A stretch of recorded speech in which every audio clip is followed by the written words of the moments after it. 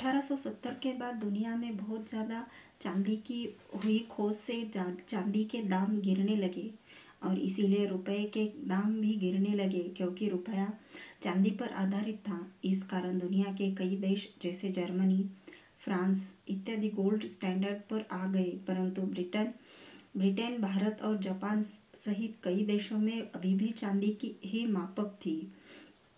1893 में the Indian कॉइनर्स act 1870 और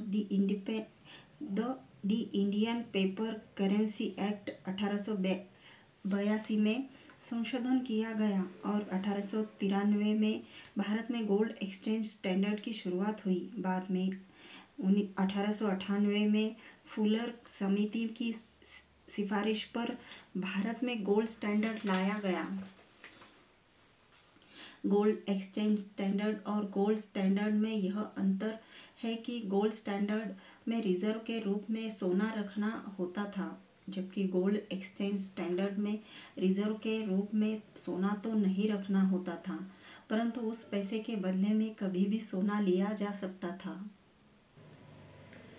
फिर हिल्टन यंग कमीशन की सिफारिश पर 1927 में के करेंसी एक्ट के तहत भारत में गोल्ड एक्सचेंज स्टैंडर्ड और ब्रिटेन की मुद्रा स्टर्लिंग एक्सचेंज स्टैंडर्ड लाया गया, जिसका मतलब ये था कि सरकार के पास अब विकल्प था कि वह कागज के नोट के बदले सोना या स्टर्लिंग में से कुछ भी दे सकती थी। सितंबर 1941 में ब्रिटेन ने गोल्ड स्टैंडर्ड का अंत कर दिया और इसके साथ साथ भारतीय रुपये में अब सोना नहीं, सिर्फ ब्रिटेन की मुद्रा स्टर्लिंग मिल सकती थी। 1 पाउंड की कीमत 13.33 रुपये निर्धारित की गई, जिसके बाद अगर स्टर्लिंग में गिरावट आई तो भारतीय रुपये में भी गिरावट आई। दादा भाई नौरोजी ने भी अंग्रेज़ों द्वारा भारत की लूट को अपनी पुस्तक poverty and un British rule in India में दर्शाया है। उन्होंने समझाया कि अंग्रेज़ों ने सारा कर फसल के एक हिस्से की बजाय सोने चांदी में लगा दिया और सारा धन बाहर ले गए। किसान को अब सारा कर सोने में देना था। फसल बर्बाद होने पर ऋण लेकर उसे भरना होता था, इसलिए वह कर्ज के बोझ तले दब गया। इससे मुद्रा की मात्रा में कमी आई और भारत के कृषि और उद्योग नष्ट हो गए। भारत गरीबी के कुचक्र में फंस गया। अंग्रेजों ने जाने से पहले इस देश में आर्थिक गुलामी को बरकरार रखने के लिए सन 1944 में भारतीय रिजर्व बैंक की स्थापना की। वर्ष 1947 में देश को तथाकथित रूप से आज़ाद कर अपनी व्यवस्था जो की त्यों छोड़ दी। 1935 में रिजर्व बैंक बनने के बावजूद अगस्त 1940 में भारत सरकार ने 1 रुपये का नोट छापा। यह कर्ज मुक्त रुपया था, जिसे सरकार ने न तो रिजर्व बैंक से उधार लिया था और न ही सोने या चांदी के आधार पर बनाया था। भारत सरकार ने इस रुपए के नोट को आज़ादी के बाद 1994 तक जारी किया। वैसे तो भारत में पुर्तगाल और फ्रांस की सरकार ने भी अपने पैसे जारी किए, परंतु देश के बहुत थोड़े हिस्से पर उनका कब्जा होने के कारण उनका महत्व ज़्यादा नहीं रह जाता।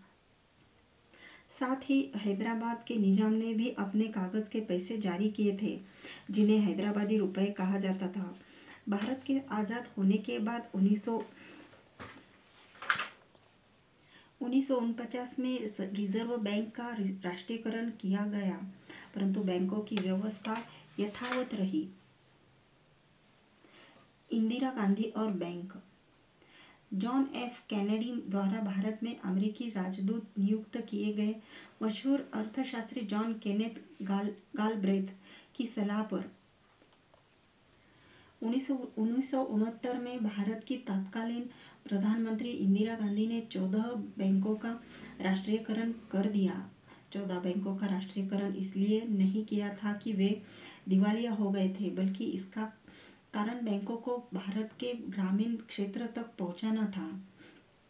ताकि किसानों को आसानी से सस्ता लोन मिल सके। इंदिरा गांधी को लेकर 1971 में अमेरिकन राष्ट्रपति निक्सन और राष्ट्रीय सुरक्षा सलाहकार हेनरी किसिंजर की बातचीत, जिसे अमेरिका की सरकार ने 2005 में सार्वजनिक कर दिया।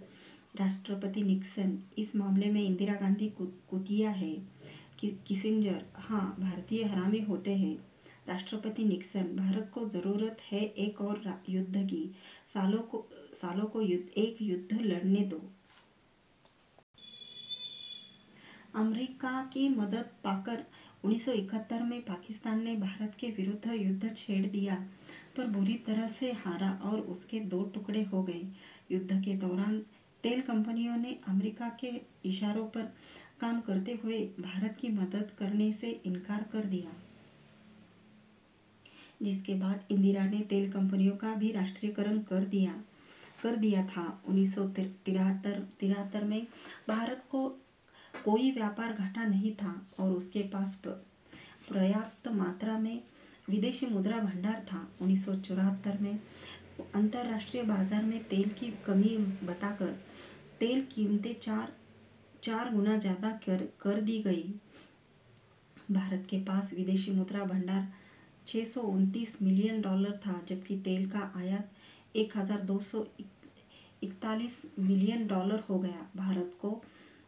भारत को विदेशी कर्ज लेना पड़ा और अंतर्राष्ट्रीय मुद्रा कोष IMF ने कई शर्तें लगा दी। इंदिरा गांधी के भ्रष्टाचार के विरोध में 1974 में लोकनायक जयप्रकाश नारायण के नेतृत्व में एक व्यापक आंदोलन हुआ।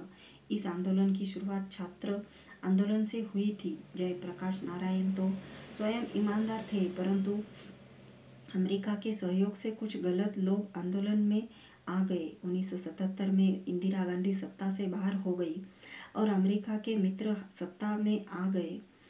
प्रसिद्ध लेखक इंगदाल लिखते हैं, हेनरी किसिंजर का बड़ा हाथ था ब्रिटिश के गहरे समन्वय के साथ। इसके बाद विदेशी ऋण 1980 में 1900 अरब डॉलर से बढ़कर 1985 में 37 अरब डॉलर और 1990 में 84 अरब डॉलर हो गया। इस कर्ज की वजह से भारत को 1991 में भुगतान संतुलन का संकट झेलना पड़ा था और IMF से इस ढांचे के सुधार के नाम पर देश को अपंग कर देने वाला एक और कर्ज लेना पड़ा। फिर 1995 के बाद जिन नीतियों का समर्थन पहले विश्व बैंक किया करता था, उन्हीं नीतियों को दोबारा नए बने विश्व व्यापार संगठन WTO द्वारा करवा दिया गया। 1991 में राजीव गांधी की मृत्यु के पीछे भी उन्हीं लोगों का हाथ था, क्योंकि राजीव गांधी उनका साथ नहीं दे रहे थे। 1991 में भारत में आर्थिक संकट खड़ा कर भारत को वैश्वीकरण के कुचक्र में फंसा दिया गया। इसमें प्रमुख भूमिका रॉकफेलर के सिटी बैंक ने अदा की। 1991 में फिर अंतर्राष्ट्रीय मुद्रा कोष और विश्व बैंक के दबाव में भारत सरकार ने LPG यानी कि उदारीकरण, निजीकरण और वैश्वीकरण, लिबरलाइजेशन, प्राइवेटाइजेशन एंड ग्लोबलाइजेशन को सहमति दे दी। इसका मतलब ये था कि अब भारत को विदेशी निजी कंपनियों के प्रवेश के लिए खोल दिया गया। इसी के बाद से भारत में विदेशी प्राइवेट बैंकों का आगमन हो गया। दुनिया को और गुलामी में ले जाने के लिए इन लोगों ने WTO समझौता पेश किया, जिसमें कुछ इस प्रकार की शर्तें लागू हुई कि कोई भी देश अपना कर्ज ना चुका पाने की स्थिति में अपनी राष्ट्रीय संपत्ति की चीज़ों को, जैसे बैंक, एयरपोर्ट, तेल कंपनियां, रेलवे और ऐसे ही अन्य संस्थानों को प्राइवेट खरीदारों को बेचेंगे। इसके बाद जैसे भारत सरकार पर कर्ज बढ़ता गया, वैसे ही सरकार ने बैंकों का निजीकरण करना शुरू किया। इस एग्रीमेंट के बाद ही हम देखते हैं कि भारत सरकार अपनी संस्थाओं का निजीकरण शुरू करती है और साथ ही साथ विदेशी बैंक भी भारत में प्रवेश करते हैं। 2004 से 2014 में मनमोहन सिंह को देश का प्रधानमंत्री बनाकर देश को खूब लूटा, पर सभी पार्टियों की सरकारें आपस में मिली होने के कारण इस बात को दबा दिया गया। मनमोहन सिंह पहले विश्व बैंक में काम करते थे। बाद में इन लोगों ने उन्हें रिजर्व बैंक का गवर्नर बनवा दिया।